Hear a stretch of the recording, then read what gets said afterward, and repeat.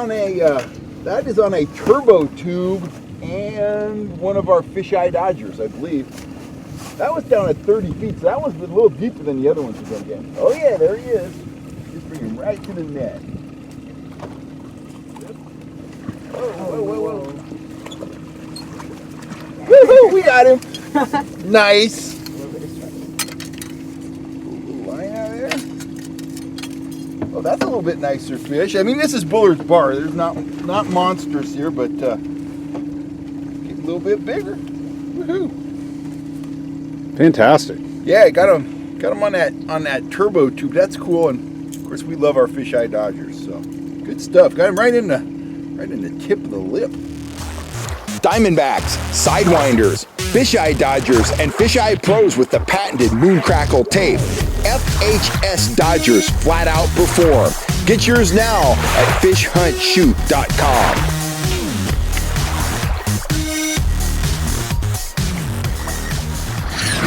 Hey guys, Cal Kellogg here. I have got a handful, I got so many I'm dropping them. I got a handful of Kokanee Dodgers here.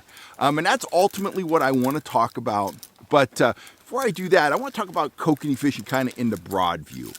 I am not a huge kokanee guy, but I do enjoy catching them, and I'm a pretty good kokanee fisherman, simply because I spent a lot of time when I was at the Fish Sniffer fishing with some of the best kokanee fishermen in California. I spent a lot of time out on the water with Monty Smith of Gold Country Sport Fishing, Vance Staplin of Vance's Tackle, Gary Coe, president of Kokanee Power, the biggest money winner in kokanee tournaments in the history of kokanee tournament fishing. So spent a lot of time out with guys like those. I learned about sense and vibration and colors and all that kind of stuff. And I filed a lot of it away, and I actually produced, about 10 years ago, I produced a kokanee fishing DVD, a pretty massive DVD.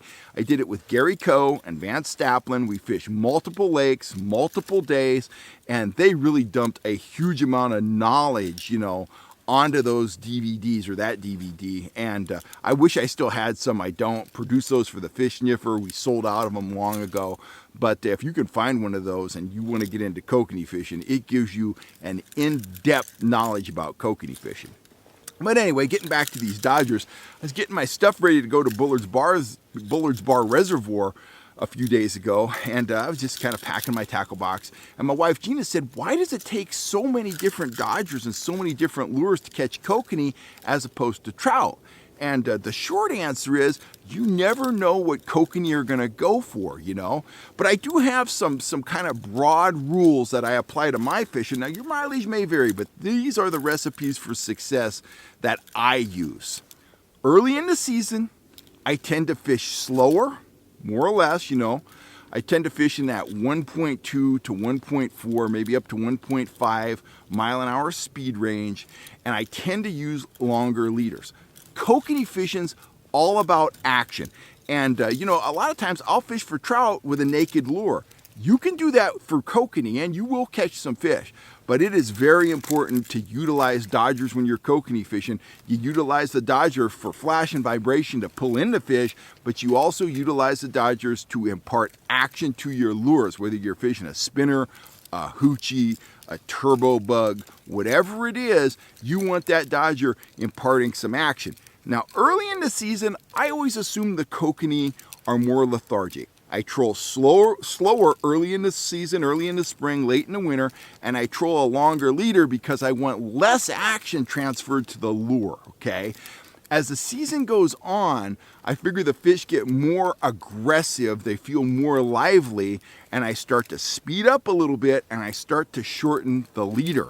In late summer, that's when I run my shortest leaders and I troll at my highest speed.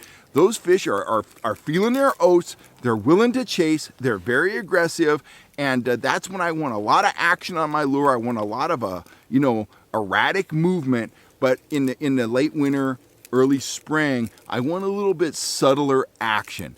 And it's just important to be able to go through a whole bunch. Once you find the fish, once you find some marks, it's really important to go through a whole bunch of different lures and blades sometimes to dial in the bite. But these are the blades that I always have with me when I hit the water. I have some standard herring Dodgers. These are great dodgers at lower speeds from anywhere from 1 to about 1.4. These have a lot of flash, a lot of action, and you control them very slowly.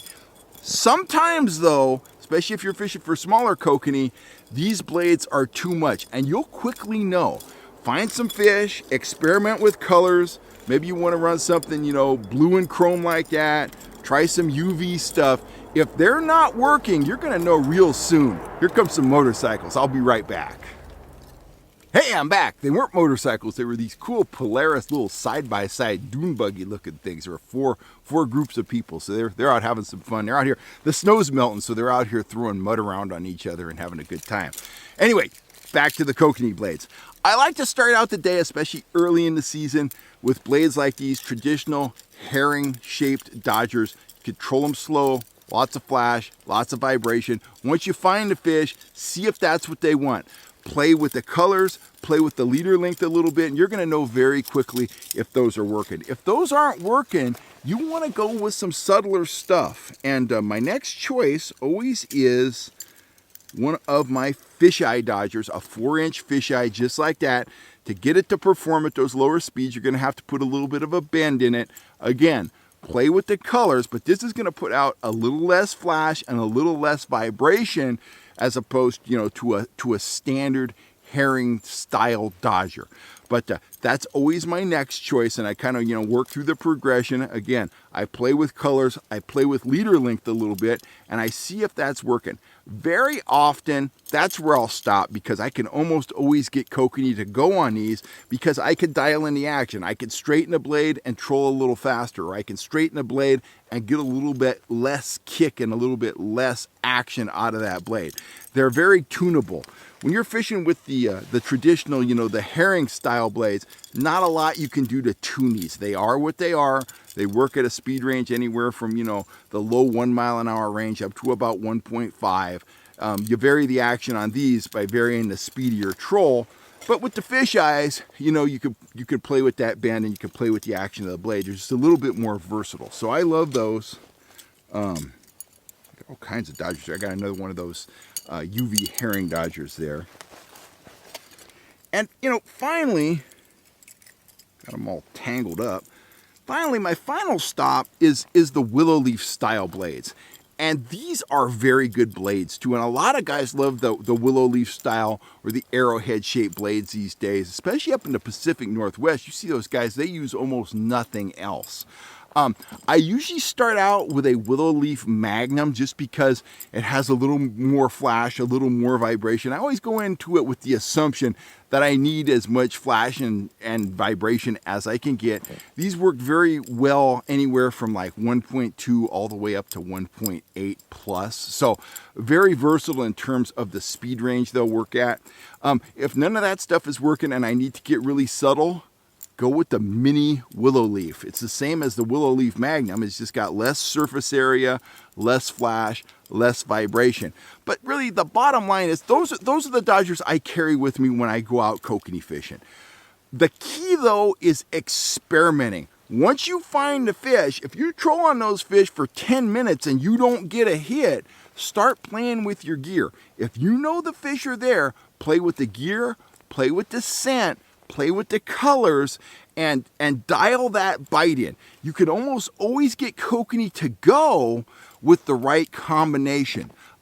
Final thoughts. Early in the morning, the high flash stuff, your chromes, your bright stuff, bright orange lures. That stuff all works really well early in the morning. As the sun gets high in the sky, oftentimes a kokanee bite that had been really productive will die, okay? When that happens, it's time to get subtler. Maybe you want to go from a herring dodger to a Fisheye Pro. Or maybe you want to go from a Fisheye Pro to a mini willow leaf. You want to go subtler in terms of your blade, subtler in the color, and you also want to go subtler with your lures. If you were running an Uncle Larry's and just killing them on that with a bright orange blade, oh, you might want to go with a blue blade or just with a copper blade. Just start toning it down, and usually you can get the kokanee to go again. Often the bite isn't as intense in the middle of the day as it is at first light, but you can dial that bite back in. And another tip is, my final tip, that bite will get hot again towards evening when you get the low light level in the evening. Not a lot of guys go out kokanee fishing in the evening, but in fishing with guides over the years, a lot of times they had clients. They'd say, hey, meet me at the dock at 2 o'clock when my clients are gone, and we'll go out and we'll fish, up until dark. And usually that bite will start off fairly slow, and you'll see the bite build as the light level declines. It's all about light level. Light level makes the kokanee move down in the water column when it gets bright. It makes it move up in the water column when the light level is low. Overcast days can offer excellent kokanee fishing, bites that hold up all day long. So those are just some of my notes about kokanee fishing. I am not a kokanee expert. I am not a huge kokanee guy, but I've learned a lot from a lot of really good fishermen over the years. And of course, I try to pass that on to you guys here on the channel. We'll talk a little more about kokanee fishing on down the line, but you know me, I'm a trout guy. I want something big at the end of my line. So anyhow, I'm Kel Kellogg. I'm signing off for now. If you are looking for trout, kokanee, king salmon gear, all that stuff, rods, reels, blades, whatever, you know where to go. FishHuntShoot.com. I want to thank you guys for all the support. Please hit the subscribe button if you haven't hit it yet, and I'll be back here real soon talking about fishing. Thanks a lot, guys. I'm Kel Kellogg.